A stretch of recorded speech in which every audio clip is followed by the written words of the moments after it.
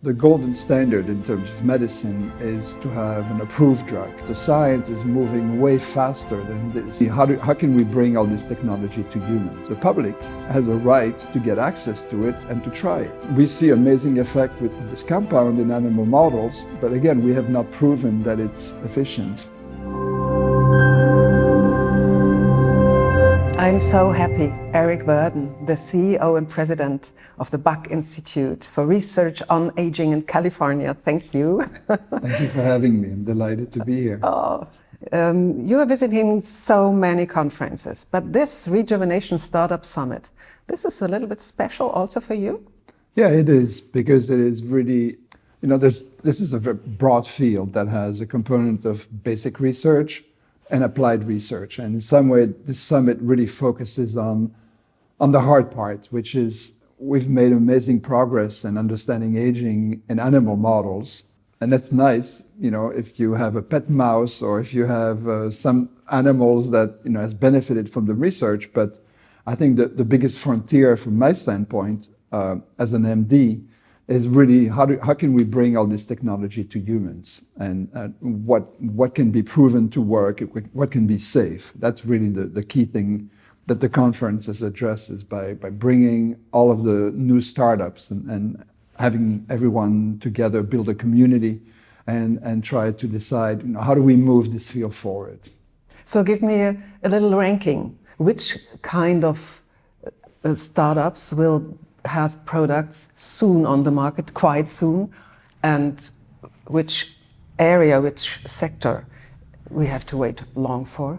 So I would divide the whole field in two areas. So the golden standard in terms of medicine is to have an approved drug, classical big pharma type of drug. The process is extremely long. It's also extremely safe, because whatever has been approved by the government, the FDA in the US, or the regulatory agencies in Europe, the bar is extremely high. And so there are companies that are pursuing that route. The benefits is that the reimbursement is there. The doctors can prescribe it. So that's the classical drug. One of the things that's interesting in the field is the science is moving way faster than this. And there are a lot of new supplements or interventions that have been identified that we know work in animal models. And a number of companies have taken an alternative route, which is the supplement route. And so the supplement route is somewhat different. The regulatory barrier to introducing a supplement in the market is much lower. Typically, the key variable is that you have to demonstrate that it is safe. You don't have to demonstrate efficacy. And so right now we're seeing in the field a proliferation of all of these supplements, which frankly, we can talk about this later, can generate confusion because it's all available. The question is, which one do you take? Within that supplement world, there's a subset, which I think is the one that I work with, is the idea of, even though it is a supplement, to do clinical trial, to not only demonstrate safety, which is taken care of by the government, but also to demonstrate some level of efficacy. And so we're seeing a number of the companies that are, in terms of ranking, there are serious companies that are doing that hard work of doing clinical trials and making sure that whatever you're selling is actually having an effect. But here, the startups, they are looking for funding, for money, for investors. And there are no startups which develop nutritional supplements. Yes. You are doing that because you are getting money from the state or from foundations, Evolution as well. So because these compounds are not patentable, yes, they cannot make money out of that for a long time. So it's true that the compounds, the composition of matter, as we call it in technical terms, the molecule cannot be patented. What can be patented is the way you administer it. There's many ways, or the groups. You can take, for example, I know of a company in Belgium that's taking existing drugs that are already under patent. They're putting them together as a new group, as a new multi-molecule interventions. That is patentable. So there are there are ways to go around. A good example is also urolithin, which is Amazantis, a timeline that I presented some results yesterday. That's a natural compound, but they were able to patent it, and so to get some degree of protection. And this is really, for me, one of the best examples of a company that's taking a development route, which is a supplement. They're selling it. It's actually efficient. We're showing amazing effects. And so I think it's one of the argument that I've made is the barrier to entry in the market that is imposed on big pharma and all this is somewhat too heavy. And I think what it does is it slows down innovation. And my point of view is that if something is considered safe, and there's strong evidence in the animal models, I am comfortable with the idea that the public has a right to get access to it and to try it. And so that's really the field in some way is disrupting an order which has been imposed, which benefits big pharma because the typical cost today to bring a drug to market is $1 billion. That's the number I've heard. $1 billion is a massive investment, and so it keeps a lid on competition. And so what the field is doing in some ways, pushing on those boundaries and trying to test whether we can change it. And my prediction is in the future, because of this field, there will be a change in regulation in a way that people will say, okay, maybe if it is, there's no danger, we should be able, the public should be able to get access to it. Frankly, I hear a lot of European friends who will tell me, I can't buy the supplement in Europe. So what do? They have a friend that goes to the US and brings it back. So in some way, we're creating an unhealthy situations where in some way Europe should also have the capacity to push these supplements in a more aggressive manner. And there are so many supplements on the market, and you in the Bach Institute are working on new ones. Yes. I read your newsletter. Yes. NP1 and the old-fashioned resveratrol, also ketone esters. So a little overview? Yes, so Glylo is another example of a mixture of different supplements that my colleague Pankaj Kapahi has developed in his lab. And they have, again, in mouse model, really interesting results. And I think he's created a company by himself, and he's selling it to the public. And they are, again, doing exactly what I told you. They are, the standard that we're trying to impose on ourselves is the supplement can go on the market even though it has not proven efficacy, but the intent has to be there to prove efficacy at some point. So that's one. The other one is that I can talk about is the ketone esters. And that's another example, a completely different example. These are molecules that I designed actually 7 years ago. And they are indeed a natural product. That's the ketone body called beta-hydroxybutyrate or BHB. And what I did is designed a hybrid molecule where we've coupled the ketone body with a fatty acid. And so they're linked together, and it's a new molecule. We actually have patent rights on these molecules. So we've done two things with those. I've a couple of startups that I've done with the group Rejuvenation and Jim Mellon and Greg Bailey. We are selling the supplement on Amazon or on the website. You can buy it today. It's called Cognitive Switch. We see amazing effect with this compound in animal models, but again, we have not proven that it's efficient. But we've created another company that has taken some of these same ketone body esters, and we're doing clinical trials for disease. And so the two companies are separate. One is pushing the whole pharma route, so we're going to do a clinical trial for heart failure. The other one is sold to the supplement for whoever wants to take it, knowing that there's no proven efficacy in humans. But for the consumer, a very good system. I think it's a hybrid system that gives some flexibility. If you want to take it, you are your own person, and you have the right to make some decisions. We choose what we eat. We choose whether we exercise or not. We choose many things related to our lifestyle that determine our life expectancy. And my question is, if something is generally regarded as safe, this is so-called GRAS sort of acceptation that you get from the government, it becomes a question of personal choice. Yeah, wonderful. One sentence about the Intrin clock, Yes. your new aging clock.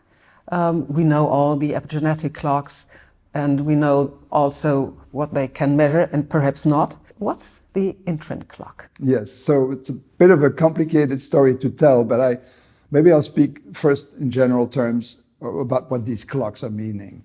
Intrin clock is part of a family of clocks that are called epigenetic clocks. And so a clock is a tool, a biomarker that you can apply to your blood and that will allow you to determine what is your biological age. Now, we all have two ages. You have your chronological age. This is how old you are. But all of us are aging at different rates. Some of us are, at age 60 are actually already not doing well, afflicted with diseases, are going to live to 70 years old. Some of us are going to go to 100. So the question is, how can we predict this? And the answer is yes. So these tools, by measuring some small marks at the level of DNA, allow you to determine how well you are doing. Imagine that I'm 67 years old, I do the clock, and it tells me the biological clock is 55. That means... It's like that? Yeah, just between 50 and 55. Right. So that would mean that at least it comforts me to think, okay, whatever I'm doing today in terms of my lifestyle means that my body behaves more like the body of a 50 to 55-year-old. Now, why is this important? It's important for two respects. First, I believe that once you have this information, it could have been different. My clock could have told me that I was 75, which would have been a source of concern to say, well, maybe there's something I'm not doing well. I should exercise more, I should sleep more, I should do all of the things that we know will promote good health. And so that's one reason for developing these clocks as tools for people and doctors in the future to assess their own health. The second reason is, as we develop all of these interventions, these supplements or drugs, that have the potential to increase lifespan and health span, so the healthy years of life, the question has always been, how do you actually measure this?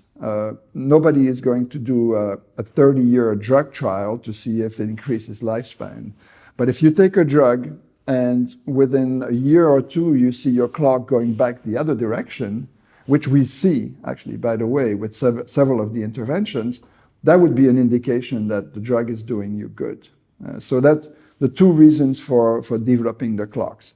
Again, the aging field is pushing the envelope. After the initial clocks were developed, there's been a proliferation of these clocks. There are dozens now. And some business have started selling them to the public. And frankly, at this point, they are experimental tools. So they're research tools that we use in the laboratory setting. I did sort of, on my own blood, I did many clocks, all of them pretty much.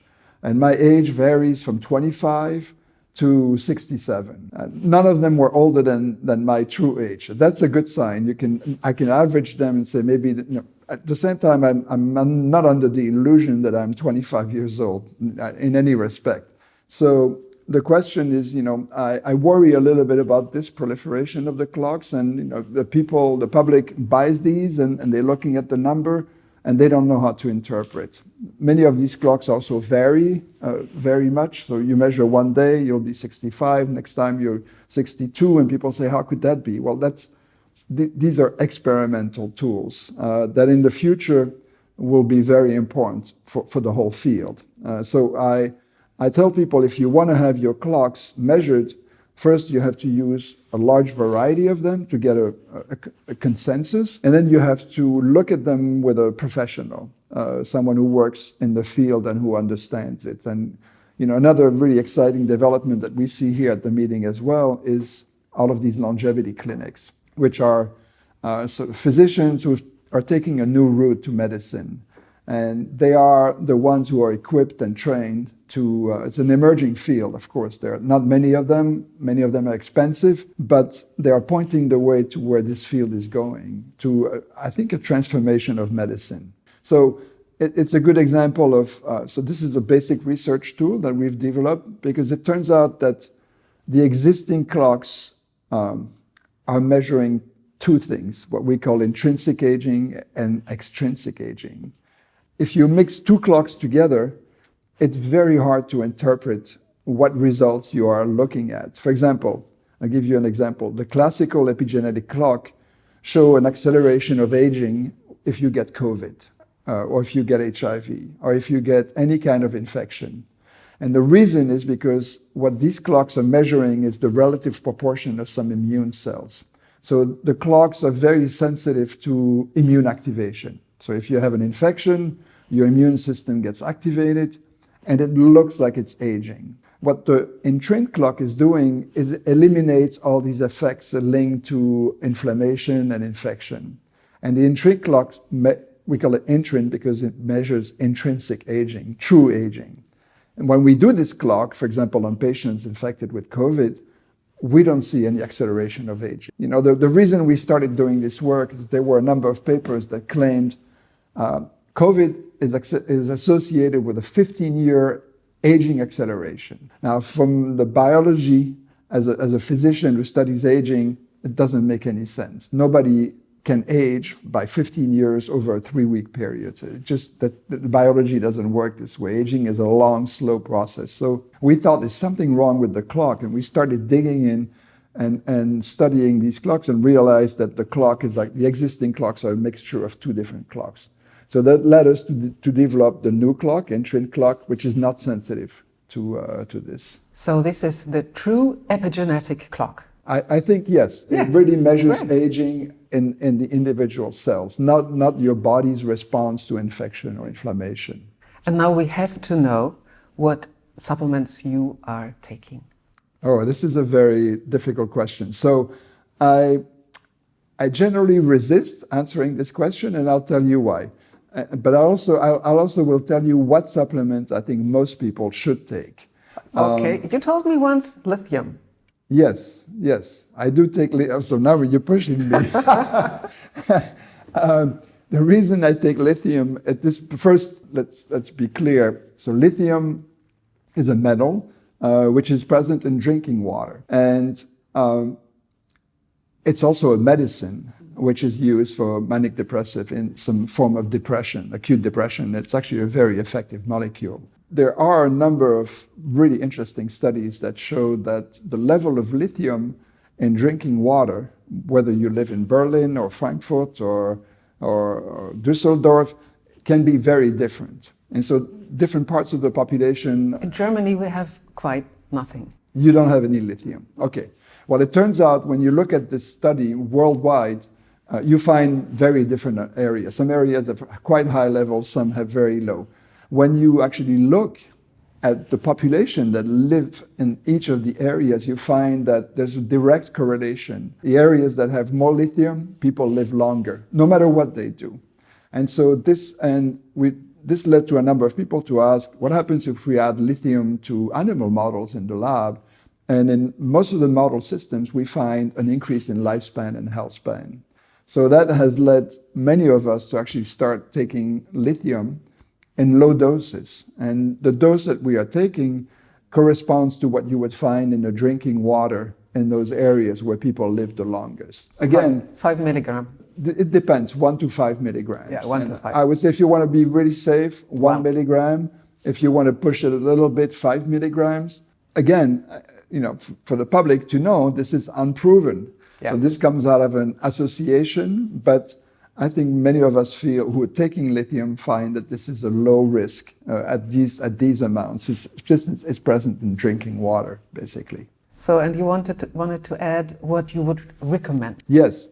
So there are a number of supplements that clearly have shown efficacy in studies. One is omega fatty acids. So these are the polyunsaturated fatty acids that are present in fish. Many of us know about this. You can get them by eating a lot of fish. The problem is that we also know that people who eat a lot of fish, especially the predatory fish like tuna and so on, are very rich in mercury and other heavy metals. So it's quite frequent to see people actually get mercury poisoning from eating too much fish. So the alternative way to do this is to actually eat the omega fatty acid typically coming, I mean, some people buy it fish oil. This is the old cod liver oil that as a kid I had to take cod liver oil, and I thought it was terrible, but my grandmother and my mother knew better. There are now novel forms where these omega fatty acids are prepared from shrimps. So the lower you are in the predatory chain, the less mercury. The reason, the fish, the big fish actually get more mercury is they keep eating everyone down the stream. Or algae. Yes, or algae. You can also get it from algae. So I think that to me, that's, again, here, there's very strong correlation between the amount of omega fatty acid in nutrition and health span and lifespan. So that would be one. I am standing on the side of vitamin D, even though the data is still somewhat controversial. It turns out much of the population in the Western world does not receive enough sun, and we've compounded this with sunscreen. And sunscreen is wonderful for protection against skin cancer, but it prevents you to transform the precursor into vitamin D in your skin. So either you can get small amount of sun exposure every day, which I think is good for everyone, while being careful not to burn and not to do it too much, or you take a supplement of vitamin D. The beautiful thing here is that there is an easy test that your doctor can do, and you can measure, see your level. 60 to 65% of the population, especially the more north you are, is deficient. And so then you have to supplement until your level gets back to a more normal level. Now, there is, I mentioned controversy, because a large number of clinical trials have given extra vitamin D and looked at lifespan and health span, and some studies have shown effects, but some also have shown no effects. The problem is, and this has been discussed by many people in the field, I think there are significant flaws about the studies that show negative results. Quite often, I mean, one of the problems is they gave people the vitamin D and they didn't measure their levels. And then they claim, it didn't work. So I am convinced, given everything we know about vitamin D, it also increases lifespan in all of the animal models that we have, that it is really something that has minimal risk, unless you're taking too much. And again, this is something you should do with your doctor based on your level. The same thing goes with vitamin B12, especially if you're vegan. It's very hard to extract vitamin B12. I mean, there's not enough vitamin B12 in a vegan diet, so if you don't supplement, you will be deficient. And this has very strong consequences in terms of brain function, blood formation, and so on. So there's another complication is also vitamin B12's absorption is dependent on a factor that's made in your stomach called intrinsic factor. And this factor, we know, as you age, becomes rate limiting. So as you age, we see a lot of people becoming vitamin B12 deficient. And believe it or not, despite a healthy diet, I was deficient. So I took vitamin B12. There's all kinds of issues about vitamin B12. So if you are deficient in absorption, giving more is not going to help. So there are methylated form of vitamin B12, which is what people are taking, or you can give it via injection. And again, the aim is to come back to a level where you find you're within the better range. The last supplement that I'll talk about is creatine. So creatine is a key molecule that is involved in energy generation in your mitochondria. And here again, there's evidence that because the mitochondria are the key source of energy, and energy is the basis of health. As you age, your cells, your tissues are able to generate less energy. So people have shown that creatine, especially for people who are very physically active, so if you have a sport routine or you walk, you do everything, creatine supplementation has been shown to have significant effect as well. So that would be my core recommendation. So thank you very much. And I will, on top, take ketone ester. Yes. And then I will measure with the intrin clock. Thank you very much. You're welcome. Professor Eric Verdin. Thank you. Thank you.